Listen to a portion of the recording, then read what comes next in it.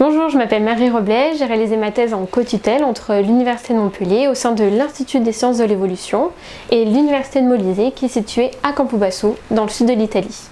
Et j'ai soutenu ma thèse en juillet 2022. Dans le cadre de ma thèse, je me suis intéressée aux reconstructions de la végétation, au changement climatique et aux activités humaines autour du bassin méditerranéen au cours des 15 000 dernières années. Et j'ai pu aborder différentes disciplines, incluant la paléoécologie, l'hydrologie, la climatologie, la géochimie ainsi que l'archéologie. Donc la région méditerranéenne est en effet caractérisée par une grande biodiversité, une sensibilité importante au changement climatique et une histoire humaine longue et complexe. Les 15 000 dernières années sont particulièrement intéressantes à étudier car cette période de temps regroupe des changements climatiques et environnementaux majeurs ainsi que l'émergence et la diffusion de l'agriculture et de l'élevage au cours des 11 000 dernières années.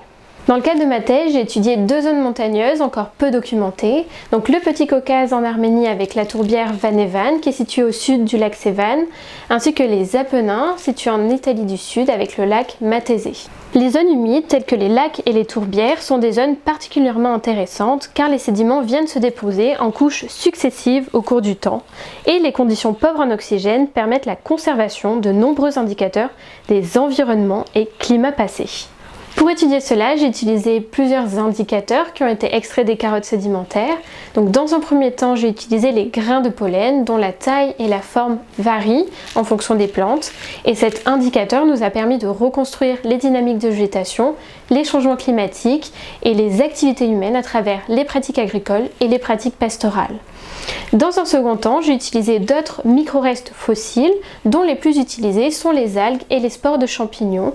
Et comme les pollens, la taille et la forme varient et ils nous ont permis de reconstruire les changements de niveau d'eau et de mettre en évidence la présence de troupeaux d'élevage autour des zones étudiées.